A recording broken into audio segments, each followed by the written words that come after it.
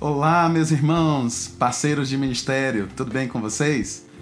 Vocês já repararam durante uma ministração, ou do seu grupo, ou da sua igreja, ou em outro lugar, você vê um ministério de louvor ali enquanto eles estão ministrando, meio que eles não se encontram ali, a banda não consegue se encontrar direito, o baixista faz uma coisa, o baterista faz outra coisa, a pessoa que está cantando, ministrando, sobe e a banda desce, ou a pessoa que está cantando vai para um lado e a banda vai para outro lado. Isso muitas vezes acontece, claro, por falta de ensaio, mas muitas vezes acontece por uma falta de comunicação entre os integrantes da banda ou entre a pessoa que está ministrando ali, cantando, e a banda. A pessoa às vezes quer que a banda repita e a banda não entende que é para repetir, ou então a pessoa quer que a música cresça, quem está ali cantando, ministrando à frente, quer que a música cresça e a banda não cresce, ou então a pessoa quer que a banda caia e a banda não entende isso e não cai. E você percebe que é falta de comunicação, não é verdade?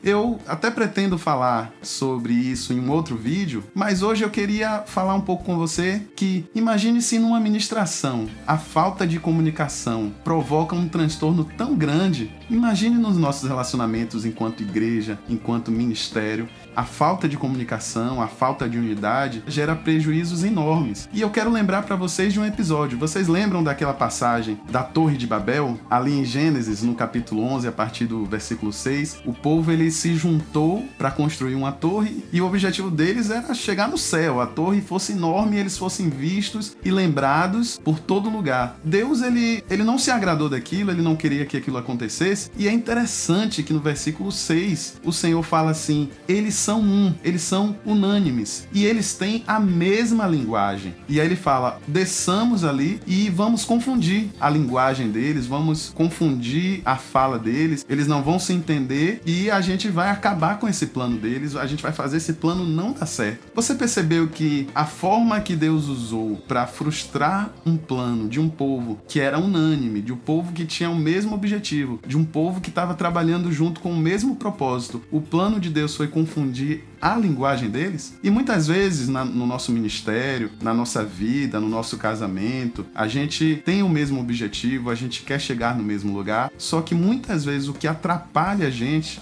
é a nossa comunicação. Naquele caso ali, estavam fazendo algo que não era do agrado do Senhor. Mas a gente, quando a gente está num ministério, como o Ministério de Louvor, por exemplo, e a gente tem um objetivo que está no coração do Senhor, muitas vezes o que pode derrubar a gente, mesmo a gente tendo o mesmo objetivo, é a nossa comunicação. E é essa estratégia que muitas vezes o inimigo usa. Quando a gente está fazendo algo que agrada ao Senhor, quando a gente está fazendo algo grande, a gente tem o mesmo coração, a gente está unido naquele propósito e a gente vai fazer algo grande para o Senhor, o inimigo ele tenta usar a nossa comunicação para nos destruir, para destruir nossos planos, para causar inimizades, para atrasar aquilo que a gente quer fazer para o Senhor.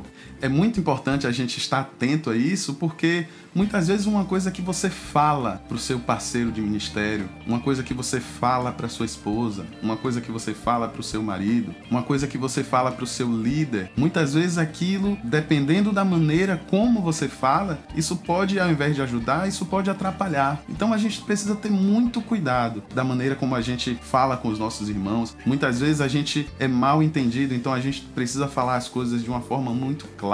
Uma coisa que atrapalha muito a gente, isso é uma coisa que a gente precisa aprender, é a gente, às vezes, conversar certas coisas pelo WhatsApp, por exemplo, a gente enviar uma mensagem, uma coisa séria que você quer conversar com o irmão e você fala pelo WhatsApp, a pessoa que tá lá do outro lado entende de uma forma mais séria do que realmente é, e aí já gera aquela inimizade. Muitas vezes a pessoa tem uma percepção, a pessoa tem uma queixa em relação ao líder do ministério e ao invés de ela falar com o líder, ela guarda aquilo para si, ela não consegue conversar. Isso tudo é problema de comunicação. E aí o que é que acontece? Ela fica com aquela mágoa no coração, ela começa a não servir bem, ela começa a não desempenhar bem o papel dela no ministério. E o pior, às vezes ela não vai até a pessoa para explicar aquilo que está no coração dela e ela fala com outras pessoas. E ela acaba contaminando outras pessoas. Em Hebreus, no capítulo 12, ele fala para a gente ter cuidado sobre isso, né? No versículo 15 ali, ele fala, olha, cuidado para que a raiz de amargura ela não brote no seu coração e ela contamine a muitos. Ou seja, quando a gente não toma cuidado, a gente deixa aquilo ali no nosso coração, aquilo cresce,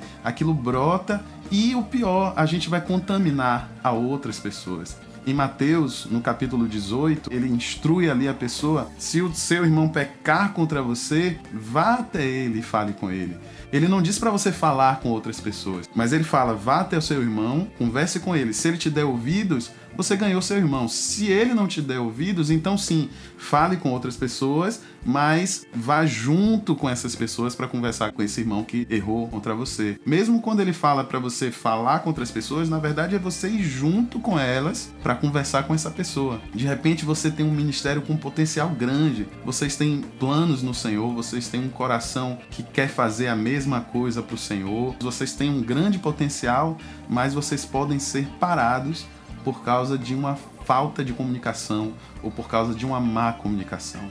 Então tome muito cuidado. Seja um parceiro do seu líder, seja um parceiro do seu irmão de ministério, tente facilitar as coisas. Se alguém falou algo que te feriu, converse com ele, tente resolver aquilo da melhor maneira possível, porque isso pode atrapalhar e muito o seu ministério. Que nós sejamos pessoas que com a nossa palavra, com a nossa boca, com aquilo que a gente fala, com a nossa comunicação, a gente seja bênção para o grupo e não maldição para o grupo, e que a gente realmente contribua com o nosso ministério. Espero que você tenha sido abençoado por essa palavra, espero que você tenha gostado e lembre-se sempre, todo ministério é um serviço e todo ministro é um servo.